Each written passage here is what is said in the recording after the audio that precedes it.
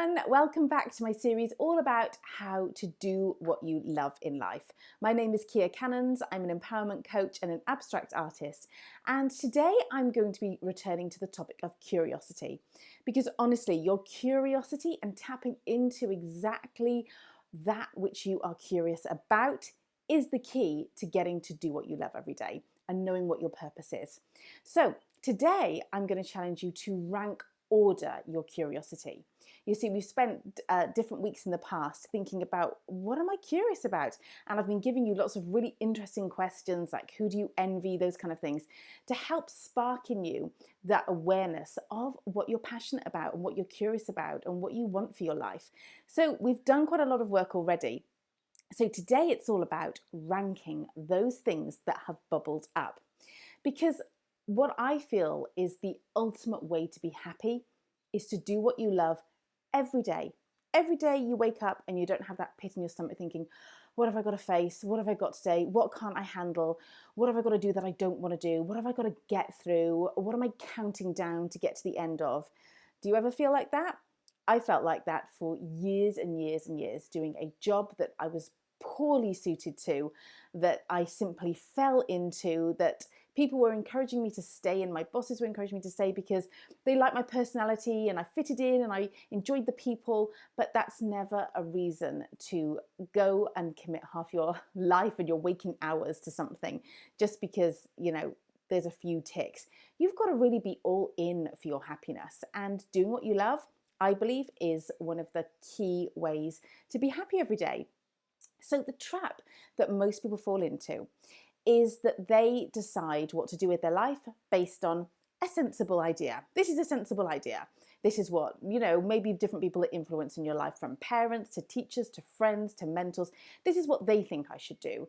And we kind of take a lot of advice really to heart because of the way that we've been conditioned. We've been conditioned through an education system mostly, which tells us that other people know what's best for you and that you've got to go down a certain channel and that you don't really get too much of a say in it. You've just got to do what's sensible, what makes sense. Problem with that is that sensible is boring, and very quickly we can end up battling with this life that we've created for ourselves. I really love this quote by, I think the name is Alexander Den Hyger, I think that's it. And it's that you often feel tired, not because you've done too much, but because you've done too little that sparks a light in you. Isn't that beautiful and so profound? And I really found this. I was tired all the time. And I do have autoimmune issues, so that does mean that sometimes my autoimmune disease does make me tired. But when I stopped trying to do something that I hated because it was a sensible idea, and I moved into allowing myself to do something that I loved and I was incredibly curious about, and it was very scary, my energy levels just soared. And it's because this quote is true. It is true that we get tired, not because we're doing too much, but because we're not doing enough of the things that spark a light in us. So this is the truth. I believe that following your curiosity will lead you to your purpose. So this week, what I want you to do is journal the ideas, the experiences, and the topics that spark a light in you. I want you to do big, long lists. And if you've been doing this work already, go back to the previous journaling prompts that I've given you in this series and see what has come up before when we've talked about curiosity and envy and the kind of things that lead you to what you're interested in. Go back through those notes and get yourself some real big lists of all the ideas, experiences, and topics that spark a light in you, make you curious, that you feel passionate about, those kind of things. And then the next bit, which I haven't asked you to do before, is I want you to rank order what comes up. I want you to look at those lists and say to yourself, if money was no issue and I knew I couldn't fail, which am I most excited about doing? Which would I do now? If someone could say, everything that you need in order for you to pursue this piece of curiosity is available to you. And you can choose anything on any of those lists. Which one is it? And then I want you to take whatever comes out of that, which one you feel is the one, and you've got to really choose one.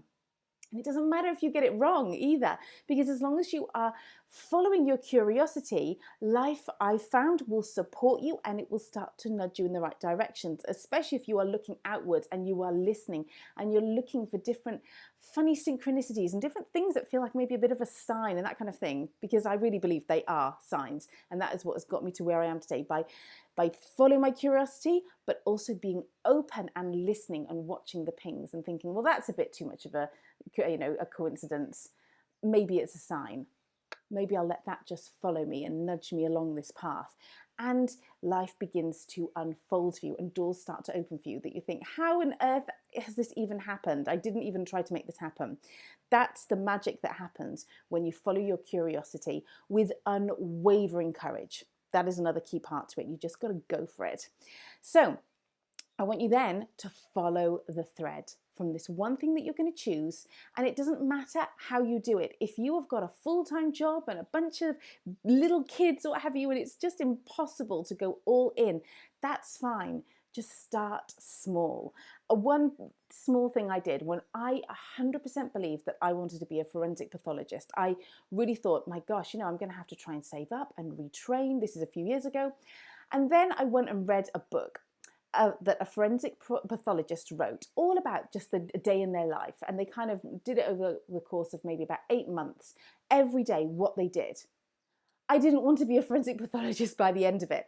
So just doing something as small as reading a book in your spare time. I just read it in tiny little sections at night before I went to sleep. And because it was about something I was truly curious about, it wasn't an effort to do it. I was excited. I couldn't wait to get to the next page. But my goodness, did it give me some information that made me realize, nope, that's not quite it. So doing that meant, okay, what am I next excited about? Go to the next thing. And then suddenly you stop doing these huge sort of changes from this angle and something completely different over there. And you start to narrow it down because you're getting to know yourself.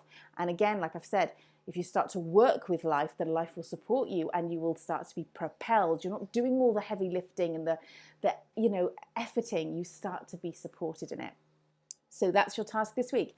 Journal on the ideas, experiences, and topics that spark a light in you, and then rank order which ones you're most excited about and pick one and just start doing something small towards it. If you've got any problems or if you're excited and you want to share something with me, drop me an email at hello@kiacannons.com. I love hearing from all of you guys, so always feel free to drop me a line. It always makes my day to get an email from you guys. All right, have a fantastic week and I'll speak to you next time.